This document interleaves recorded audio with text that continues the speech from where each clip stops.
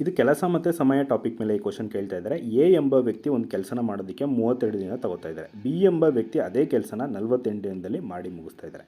ಇಬ್ಬರು ಸೇರಿ 8 ದಿನ ಕೆಲಸನ ಮಾಡ್ತಾರೆ.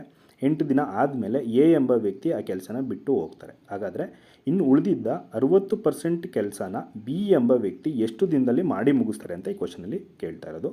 ಇದನ್ನು ಈಸಿಯಾಗಿ ಯಾವ ರೀತಿ ಸಾಲ್ವ್ ಮಾಡೋ ಅಂತ ನೋಡೋಣ ಬನ್ನಿ. ಎ ಮತ್ತು ಬಿ. ಎ ಎಷ್ಟು ದಿನ ತಗೋತಾ ಇದ್ದಾರೆ? 32 ದಿನ ತಗೋತಾ ಇದ್ದಾರೆ. ಬಿ ಎಷ್ಟು ದಿನ ತಗೋತಾ ಇದ್ದಾರೆ? 48 ದಿನ ತಗೋತಾ ಇದ್ದಾರೆ.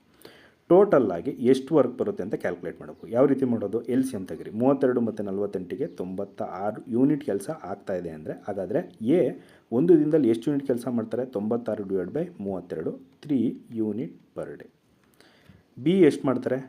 96ರಲ್ಲಿ 48 ಡಿವೈಡ್ ಮಾಡಿ 2 ಯೂನಿಟ್ ಪರ್ ಡೇ. ಇಬ್ಬರು ಸೇರಿ 5 ದಿನ ಕೆಲಸ ಮಾಡ್ತಾಯಿದ್ದಾರೆ. ಹಾಗಾದರೆ 3 ಯೂನಿಟು ಪ್ಲಸ್ 2 ಯೂನಿಟ್ ಎಷ್ಟಾಗುತ್ತೆ? 5 ಯೂನಿಟ್ ಪರ್ ಡೇ.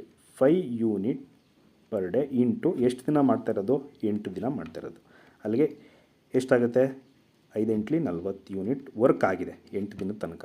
ಹಾಗಾದರೆ ಇನ್ನು ಉಳಿದಿದ್ದು ಯೂನಿಟ್ ಎಷ್ಟು? 96ರಲ್ಲಿ 40ನ್ನು ಮೈನಸ್ ಮಾಡಿದ್ರೆ 56 ಯೂನಿಟ್ ವರ್ಕು ಉಳಿದಿದೆ.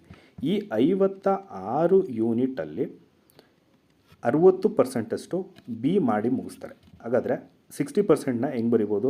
60/100 ಮಾಡಿದಾಗ 3/5. ಓಕೆನಾ?